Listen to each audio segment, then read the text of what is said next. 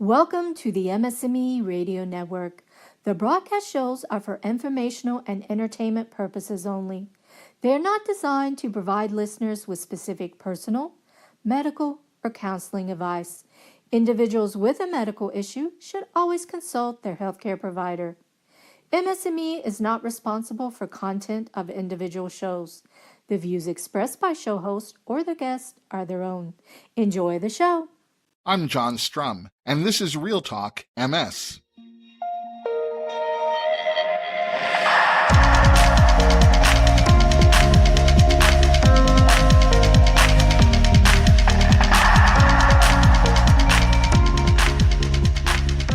It's August 28th, and we have a lot to talk about.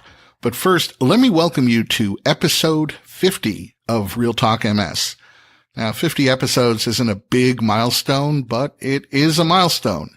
So I want to thank each of you who take the time to listen, and especially those of you who send me email or message me on social media to let me know that you're finding value in the things that we're talking about. And if you're one of the people who the podcast is connecting with, the best way to wish me a happy 50th episode is by leaving a quick rating and review of RealTalk MS.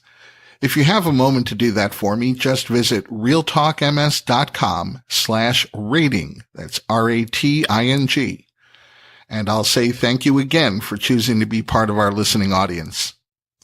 You know, part of the unpredictability of multiple sclerosis is that it can attack in so many different ways.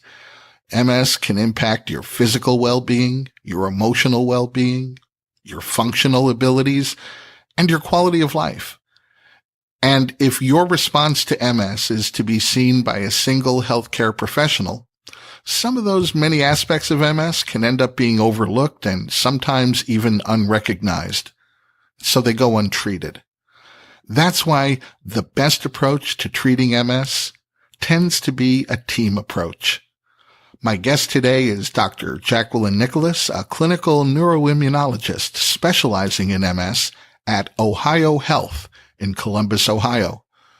Ohio Health operates an MS comprehensive care center that uses this interdisciplinary team approach to provide personalized treatment that's based upon each patient's specific needs. But before we get to my conversation with Dr. Nicholas, there are a few other things that you should know about.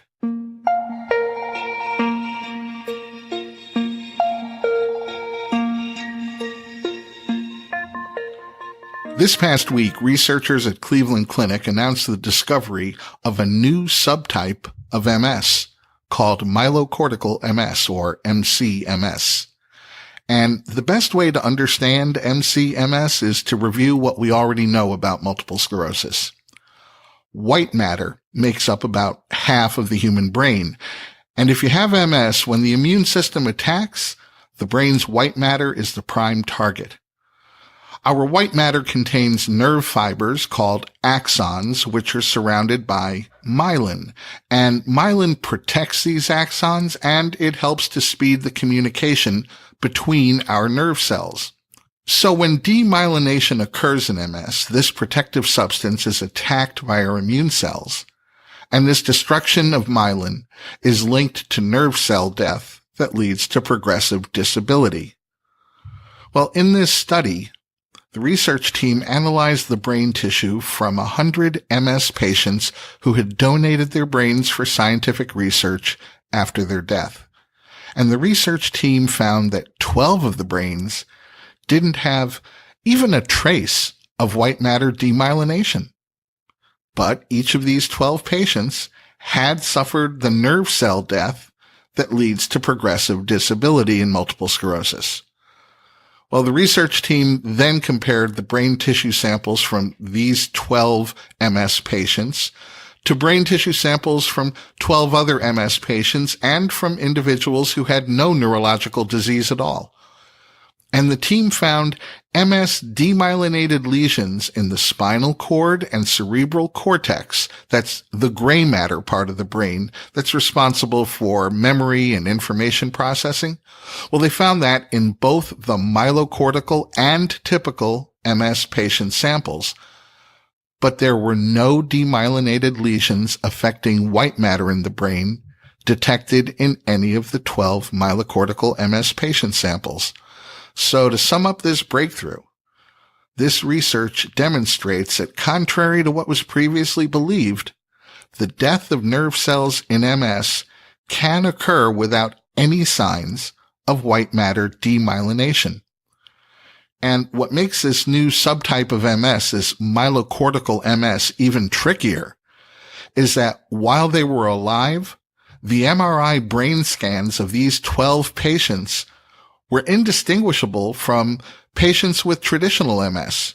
And that's because part of the nerve cells were swollen in the 12 patients with myelocortical MS, and they looked just like typical MS lesions caused by white matter demyelination. In other words, using today's MRI technology, myelocortical MS can only be diagnosed after death. So this work opens up a whole new arena in MS research. For one thing, it pretty much demands the development of more sensitive imaging techniques and strategies so that myelocortical MS can be properly identified and diagnosed among patients while they're still alive. And it also creates a need for more precisely tailored treatment strategies for people living with all the different forms of multiple sclerosis. This is really a perfect example of how scientific discovery pushes forward scientific advancement. And if you'd like to learn more about this breakthrough research, I'll include a link to the published research paper in today's show notes.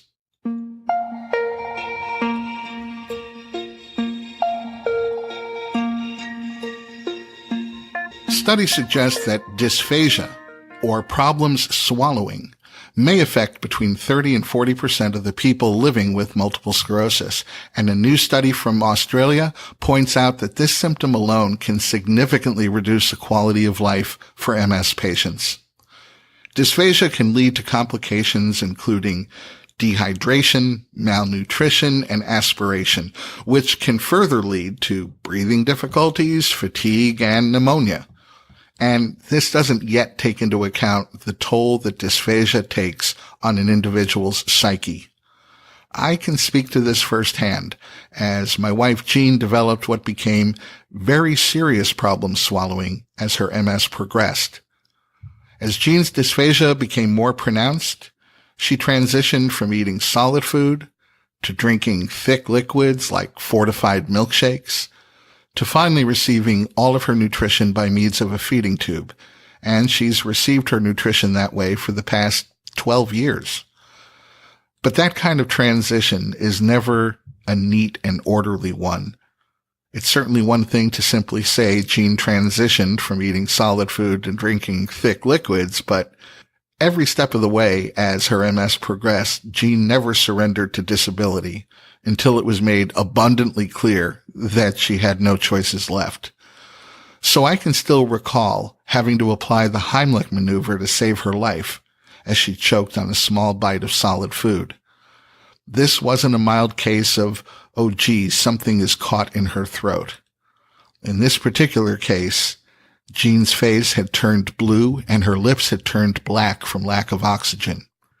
This actually happened while we were eating dinner with a couple of close friends, and one of them had called 911 when Jean had started choking. Well, by the time the paramedics arrived, she had already returned to breathing normally, and one of the paramedics told us that on calls like this one, they were always too late. By the time they arrived, the problem would either already be resolved, as it was in our case, or it would end very badly and very sadly. And in all of my years as Jean's caregiver, this has been the single worst moment that I can recall. It was so frightening that the memory of that particular event still haunts me more than a decade later. So Jean and I may have discovered firsthand what the research team at the University of Sydney was able to identify. They looked at a sample of 103 adult MS patients made up of 82 people with relapsing remitting MS, 11 people with primary progressive MS, and 10 people with secondary progressive MS.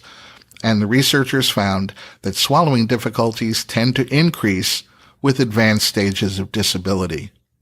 As far as specific symptoms of dysphagia in this particular group of patients, 66% reported coughing during or after food or liquid intake, 57% reported choking on liquids, and 50% reported choking on food.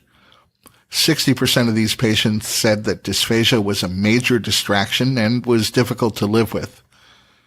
And nearly 50% of these patients also reported that living with dysphagia left them feeling frustrated, discouraged, and depressed. And half of them reported living with a fear of choking.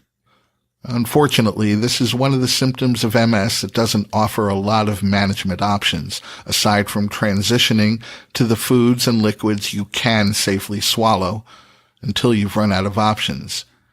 And that carries with it a huge psychological burden. But studies like this one underscore the need for more research and better answers, because this is a symptom that, left unchecked, can ultimately become life-threatening or, at best, life-limiting.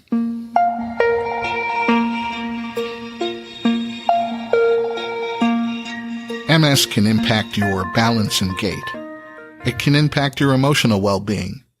It can impact your ability to safely swallow your food or use your arms and legs.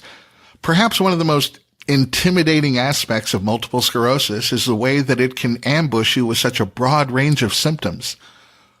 But the good news is that there are highly trained specialists who can help you best manage so many of the different symptoms that MS might throw at you. That's why you really want to consider a team approach to managing your MS. It's called comprehensive care, and in a moment, we'll be talking with my guest, Dr. Jacqueline Nicholas, about how and why the comprehensive care model makes so much sense for people living with MS.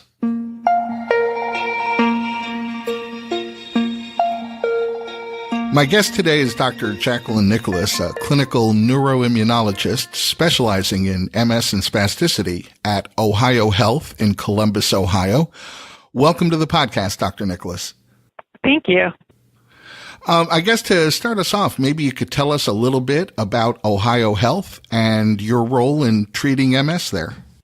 Sure. So Ohio Health is a large tertiary care center where we provide care for over 4,000 patients and their families living with multiple sclerosis in Central Ohio and beyond.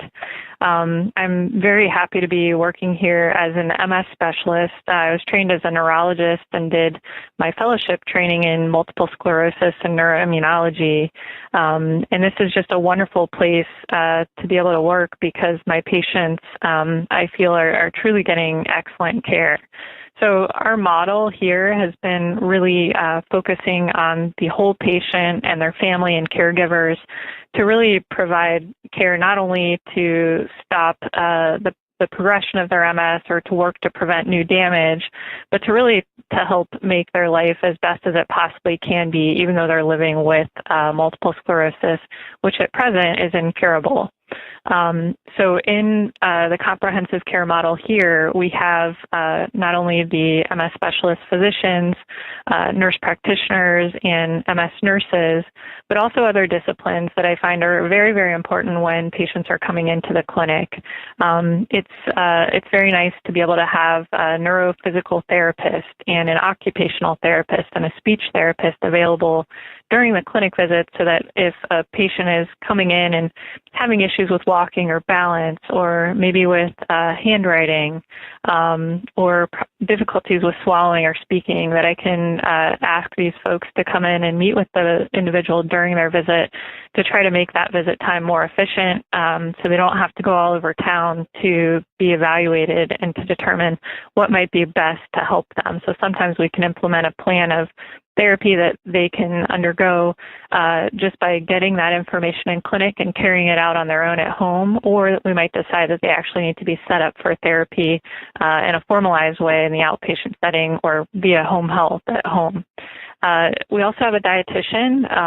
Diet in MS has been a really hot topic, and we do think that what we eat plays a significant role in inflammation. But right now, there's not one diet that's really proven to help fight MS, but we know that by eating healthy, our patients can live much better lives with MS because they're avoiding other comorbidities, or by helping to lose weight through diet, they may be able to walk better if they were carrying around excess. Other areas that are important in the comprehensive care model are certainly the underlying individual and their how they're feeling from a mental standpoint, and if there are any underlying mood issues, which are very, very common in MS. So depression occurs in about 50% of individuals with MS, and that can happen at any point in the disease, and anxiety is very common as well. And so, we find that if that's going on, MS is worse in terms of the symptoms somebody's experiencing, and so making sure that somebody has care for that is important. So we do involve our friendly psychologists and sometimes psychiatrists if medications are needed, but we find that counseling can be incredibly beneficial. Also involving urology to help with bladder issues. It's not that uncommon that with MS we can have issues with urinary urgency or frequency, or sometimes having trouble maintaining continence. And so making sure that we're offering the best treatment for that. It's nice to have the urologist available. And then also spasticity is an important area of MS care that is part of our comprehensive model. So for those of you who might not be familiar, that's a fancy doctor word for muscle stiffness that really occurs when somebody has some type of movement. And that can be very disabling or uncomfortable in individuals living with MS. And so that's something that we try to target early, and there might be techniques to treat it by stretching or physical therapy, but sometimes it requires more intensive treatments like oral medications to relax muscles, or botulinum toxin injections, or even devices called baclofen pumps.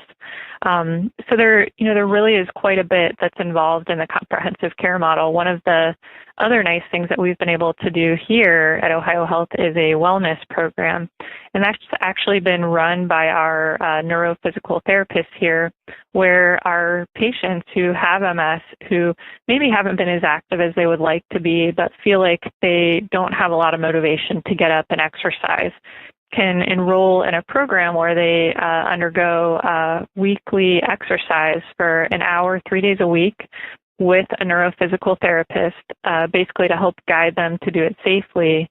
And then during those sessions, they also will have an educational component where a visiting dietitian or psychologist or counselor, somebody with some connection to MS care, will come and provide helpful information that they can use to further empower their ability to fight MS. And that program goes for about 12 weeks at a session.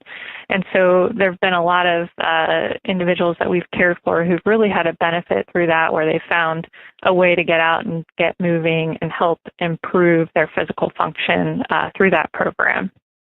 Wow. That is, I understand now why it's called comprehensive care, I think. I'm just curious. Now, I know and I don't even know what the term would be, but in the more traditional neurologist-centric model, the neurologist is kind of at the hub of care, and that neurologist may refer their MS patient to a specialist, or may not, for a variety of reasons. But in the comprehensive care model, since it's based on kind of this very broad-based team, who's at the hub of that model? So the patient and their family are the center of the hub, and all the care providers are around the circle. So in this model, we feel that the patient's needs and the family's needs are the most important, and that we're going to only involve individuals from the comprehensive care model if it makes sense and it's to benefit the patient and their family. So given that sort of structure and the real focus on the patient and their family in the center of it all, does this almost require that patient and their family be fully involved in their own treatment? It's not the sort of thing where you can passively show up for your appointment and expect, quote unquote, the doctor will do everything for you. Is it a case of getting people more involved in their own care? That's ultimately the goal. And so I would say that, the majority of individuals who are cared for in this model really do embrace it and come in and they let us know what's going on, tell us their symptoms so that we can help figure out who we need to involve and what needs to be done to help them. Certainly some folks, they don't realize that at first, and that's okay. And so really bringing them in and helping them realize what's out there and what's available, we can get them there. And we really feel that our goal in this MS Center is to help educate individuals and their families so that they really understand everything as best as possible so that they can help fight this disease and really know, what to ask for or when to reach out and let us know that something isn't right and that they need an assessment or an evaluation. But certainly, there's different levels of help depending on how proactive someone is. But I generally find that the folks who are more proactive and their families are the ones who really do the best and I think get the most benefit out of this model. When we're talking about healthcare in the United States, you can't talk about it very long without mentioning the role of the insurance companies, because they're the ones that are ultimately most often going to green light a certain treatment plan. How has the insurance industry reacted or responded to the comprehensive care model? So in time, a lot of the services that we have available in the clinic, including the therapist and the social worker, those are positions that are really supported by separate outside resources. So they're not something that an individual patient is being billed for, which I think makes a difference because at the present time, even though this is a wonderful service and probably in any other model of business, that would be something where there was a fee involved. That's just not something that that insurance right now would help with. And so it's a real challenge across centers who don't have funding to be able to do this, to have the resources available. I think in the long run, by showing insurers that by using this model, that our patients, in my opinion, do very, very well and have most likely are having better outcomes than folks who don't have these resources available, that may in turn down the road lead to insurers supporting this from a better standpoint. But currently, to an insurer, this program would look just like any other patient who's coming in to see the doctor, where they'd be reflecting that they were in for a visit. Why do you think this comprehensive care model works for MS patients? I'm wondering if the upside of the model has been measured yet, and if so, how, and what does that look like? So in terms of, why it works, I think that it makes a lot of sense for anybody who has a family member with MS or has had MS themselves. They realize that MS can affect almost anything within the body because the brain and the spinal cord control most functions. And so as a result, that can cause a number of different symptoms and problems that may need different types of experts. And we named a few of them, including psychologists, psychiatrists, dietitians, therapists, social workers. And so it's difficult when somebody has MS, if they're taking off work to come to their doctor appointment, to also have to travel to these 5 or 6 or more other individuals, or if somebody is having more trouble with their mobility and maybe they require assistance from a family member or friend to get them to appointments, we need to make sure that the time that's spent to do that is efficient and that we're meeting all those needs as best as possible. And so I think that's really why it works, because I find when it's more parsed out and it's really a setting where you're just coming in to see the doctor and then we're trying to connect that individual patient to these other resources, sometimes there's not as good of a communication and maybe the person isn't really set up for therapy or not set up for the right type of therapy, or it's just much more difficult for them to get the resources that they need. So I think it makes perfect sense why it works. Right now, I think that we need to have, better research studies that are that are showing the benefits of this. And I think, currently our center is looking at, patient-reported outcomes. So, when our individuals with MS are coming in to be seen in the clinic, we are giving them a series of questions that they fill out on the computer so that we can understand, how they're doing from a physical standpoint and a mental standpoint and a MS standpoint overall. And that's helping us to assess the impact of what we're doing. And so there are several wonderful comprehensive centers throughout the country, fortunately. And so I think all of us working to show these benefits will only help to inform that down the road. You just mentioned that there are several comprehensive care clinics located around the country, and that is absolutely great news. How does somebody know if they don't happen to be near or in central Ohio? How do they know how to find a comprehensive care practice? So there's a couple of ways to do that. One excellent way would be to reach out to the National MS Society. They have a list of certified MS centers throughout the country. Some of that is available on their website, but could also be accessed by calling the 1-800 number for the National MS Society. Other resources, a lot of ways that I find that my patients find us is by word of mouth from their friends. So their local support groups or friends from church who have multiple sclerosis. I think there are lots of different ways to do that, but one way might be searching for, MS providers, searching for doctors who take care of MS and taking a look at their website and seeing, do they have these other resources available?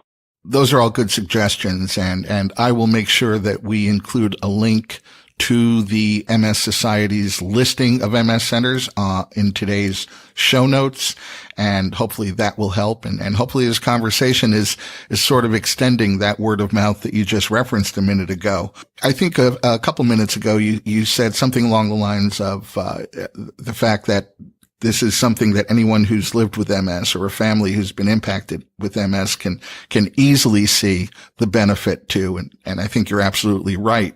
Given that, why isn't every MS practice a comprehensive care practice? What is getting in the way of this becoming even more widespread than it already is? Yeah, and that's a great question. And I think at the present time, the challenge has really been that I think we have, for a long time we had a shortage of MS specialists. I feel with all the breakthroughs in the field that trainees, so neurologists who are completing their residency, have been more and more interested in MS because they're seeing how much better we can take care of people with MS and how much better people with MS are doing and the breakthroughs that have been seen. So I'm very positive that we will have more neurologists available to help to build these practices.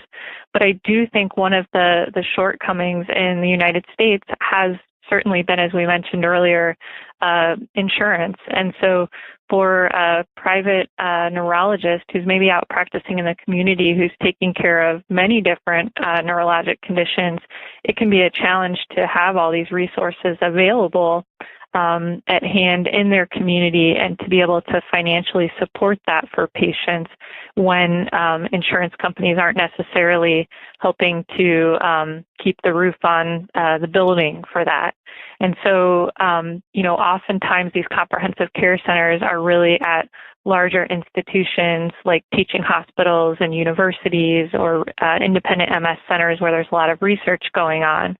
And so I think that's really been the limitation. But my hope is, as you already alluded to, that if we can show that this has resulted in a significant benefit for these individuals, that in turn, certainly insurance companies would want that for their patients. And also, it would save them costs down the road if people weren't doing as well in the long run.